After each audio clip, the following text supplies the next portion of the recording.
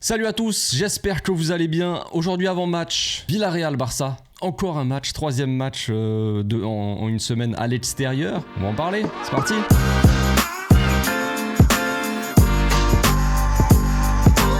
Au passage, n'hésite pas à nous rejoindre si c'est pas encore fait et à partager la chaîne autour de toi, ça fera plaisir à tonton. Relevez la tête. On va essayer. On va essayer de relever la tête après la triste défaite contre Monaco. Voilà, premier revers. On va voir comment l'équipe va réagir. C'est aussi un bon petit rappel, une petite piqûre de rappel, une petite tape derrière la tête de dire attention les gars, on n'est pas intouchable. On n'est pas intouchable. Mais on reste quand même sur 5 victoires d'affilée en Liga. On a fait un début de saison parfait, 100% de victoires. Des buts, des matchs un petit peu plus compliqués au début, mais aussi des bons gros scores contre Valladolid et contre Girone dernièrement. Villarreal, c'est encore un client. Franchement, un sacré client. C'est pas une petite équipe, on le sait. Ils sont à domicile en plus, donc ils ont cet avantage-là. Villarreal, ils sont 4e de Liga. C'est une équipe très joueuse en plus de ça, où il y a du talent. Il y a pas mal de talent dans cette équipe de Villarreal.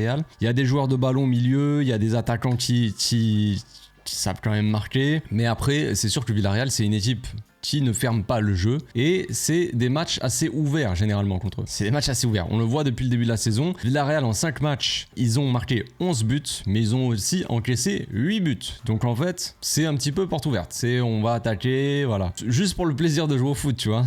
On prend du plaisir, on peut prendre des buts mais quand même, ils ne refusent pas le jeu. Donc ça, c'est une bonne nouvelle pour nous parce qu'on sait que le Barça, c'est toujours mieux pour nous.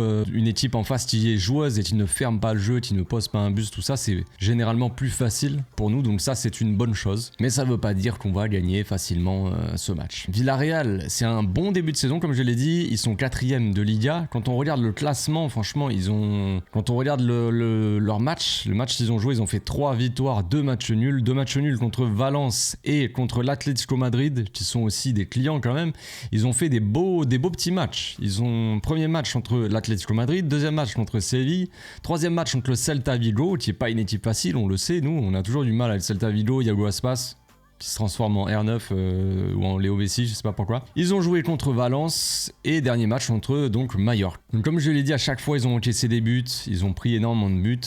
Quand même contre le Celta ils en ont mis 4 mais ils en ont pris 3, vous voyez. Donc c'est vraiment des matchs ouverts, c'est une équipe qui, on le sait, il peut se passer plein de choses. On se rappelle de la saison dernière contre Villarreal où ça avait été cataclysmique. À domicile on s'était fait ouvrir, on était mené, on revient au score, on repasse devant, tout va bien. Fin de match, on lâche totalement le truc, on perd 5-3, genre match cataclysmique. Voilà, tout simplement. Donc on va essayer d'effacer un petit peu tout ça, tous ces mauvais souvenirs de notre mémoire. Et on va essayer de remonter un petit peu remonter quoi, la pente peut-être. Je ne sais pas si c'est la bonne expression pour ça, mais en tout cas on va avoir une petite revanche aussi après la revanche, on va dire, contre Girone le week-end dernier. On leur a montré un petit peu aussi, voilà. Nous aussi, on peut gagner chez vous, on peut vous mettre une petite fessée. On va vous fouetter, voilà, tout simplement. Et on va essayer de faire la même chose avec Villarreal. Villarreal, comme je l'ai dit, il y a une bonne petite équipe, un petit Baena qui est plutôt bien sympathique. Au milieu de terrain, on connaît un petit peu Baena, pour ceux qui suivent un petit peu la Liga, ou qui ont suivi aussi les JO. Il avait fait des bons JO, il avait mis un coup franc de ouf là, contre la France, je crois. Puis il y a toujours ce bon vieux Gérard Moreno devant. Il y a Sergi Cardona aussi, latéral gauche, très très bon. Voilà, il fait partie des meilleurs joueurs de la saison. Il y a aussi Ayoze Pérez qui est appelé souvent avec la sélection, qui joue pas beaucoup, mais voilà, il y a des joueurs comme ça. Il y a aussi Jérémy Pino. Il y a une petite équipe assez sympathique. Les meilleurs joueurs sont pour moi Alex Baena et Gérard Moreno. Pour le reste, on verra, mais il y a aussi ce bon vieux Parejo. Tout ça, est-ce qu'ils seront titulaires? Je sais pas trop. Je vous avoue, j'ai pas non plus suivi de près Villarreal, mais il va falloir être costaud, être solide pour se remettre un petit peu en confiance aussi. On va pas avoir des matchs évidents. Là, on a Villarreal. Après, on a Retafe mercredi. Et puis après, je sais plus le week-end prochain, mais je crois qu'après, c'est un petit peu plus simple. Là, on avait un début de retour de trêve où on enchaînait quand même pas mal de matchs entre guillemets compliqués. Après, ça sera un petit peu mieux, quoi. Pour entrer un petit peu plus dans les détails par rapport à Villarreal, au final, quand on regarde un petit peu leur début de saison, en termes de possession, c'est pas une équipe qui tient le ballon. Bizarrement. Pourtant, moi, dans ma tête, je me dis, Villarreal, ça joue au ballon, ça tient le ballon, tout ça. Et au final, ils ont que 43% de possession de balle, donc c'est plus une équipe peut-être de transition, choses comme ça, vu, j'imagine, un petit peu des matchs ouverts où ça va un petit peu dans tous les sens, mais au final, c'est pas une équipe qui, depuis le début de la saison, a la possession, donc ils ont l'habitude de pas l'avoir, entre guillemets, donc eux, ça les changera pas de jouer contre nous. Alors que nous, quand on regarde la possession, bon, on sait qu'on est une équipe qui a le ballon, mais on a 63,8% de possession depuis le début de la saison. Je pense que c'est un des pourcentages les plus élevés, je pense, de Liga. Voilà, on a 5 matchs, 17 buts, 4 encaissés seulement, 3,4 buts par match en moyenne. On est pas mal. Franchement, on est pas mal.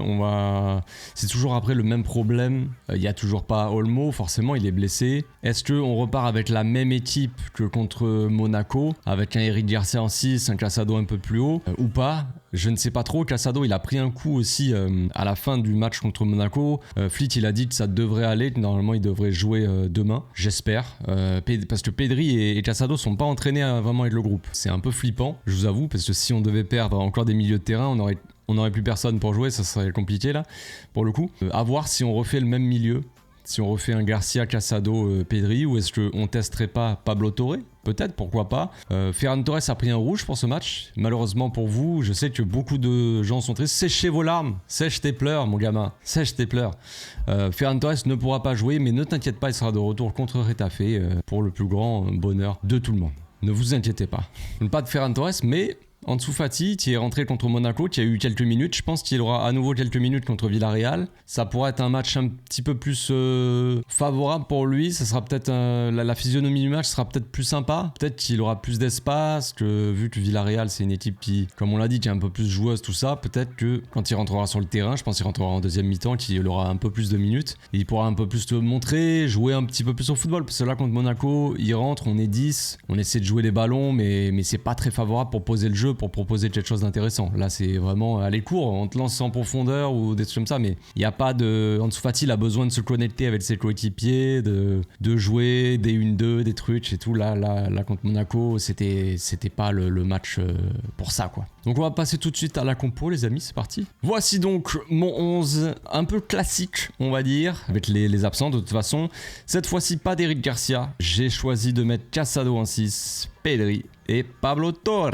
Une attaque Lamine Yamal, Lewandowski, Rafinha, donc le milieu je viens de le dire, Balde, Nigo, Koubarsi et Koundex, et évidemment Ter Statu au cage, le classique. On a besoin de notre statut dans nos cages pour faire joli aussi.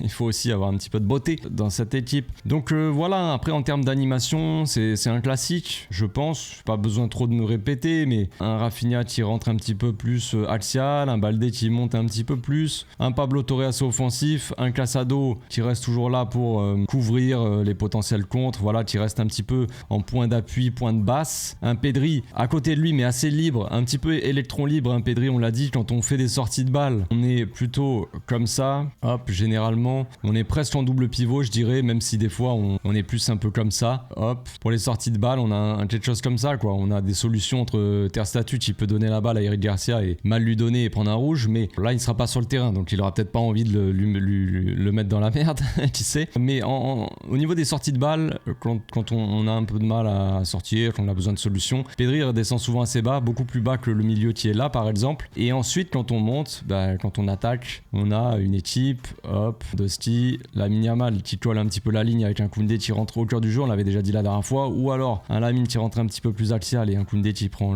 le couloir, bref, hop, hop. Donc voilà, un Casado un peu plus bas, qui reste vraiment en 6, et un Pedri, un électron libre comme je l'ai dit, qui descend un peu pour ressortir les ballons, et puis une fois qu'on attaque, il se retrouve peut-être un petit peu comme ça, tu vois, un peu partout, quoi, j'ai envie de dire, un peu partout, il se balade à gauche, à droite. Pablo Torre, j'ai hâte de voir ça aussi, j'ai quand même envie de voir Pablo Torre se débrouiller, voir ce qu'il peut apporter. On sait qu'il a la touche technique, même contre Monaco c'était pas évident, il est rentré, on était à 10, mais on l'a vu, même pendant la pré-saison, on a vu des belles choses avec Pablo Torre. Je suis persuadé qu'il peut faire de belles choses dans un contexte favorable comme ça, avec une équipe autour de lui qui se connaît bien, qui est solide, qui est compacte, qui joue bien. Il sera peut-être mis en confiance et il pourra développer plus facilement son football que s'il était avec une équipe qui n'est pas en confiance et où ça joue trop mal et tout ça, tu vois. Donc ça peut être sympa. J'ai hâte de voir. Franchement, en pré-saison, on avait vu Pablo Torre Torre et je le trouvais vraiment très intéressant. Il est temps, c'est l'heure pour Pablo Torre de montrer au monde qu'il est aussi talentueux aussi et qu'il a ce petit talent là de footballeur quoi, tout simplement. Voilà, c'est tout pour cette vidéo, c'est tout pour ma compo. Je sais pas ce que vous en pensez, je sais pas ce que vous pensez du match demain, on sait que ça va être difficile, voilà, mais il y en a qui sont peut-être plus confiants ou pas, qui sait. En attendant, je vous souhaite une très bonne journée, un très bon week-end, on se retrouve demain pour le live d'avant-match, je serai 1 heure avant le match en live les amis, on discutera dans une ambiance détendue, relax, décontractée, on va se régaler, on va se régaler, voilà. Je vous souhaite un très bon week-end encore une fois, à demain, ciao.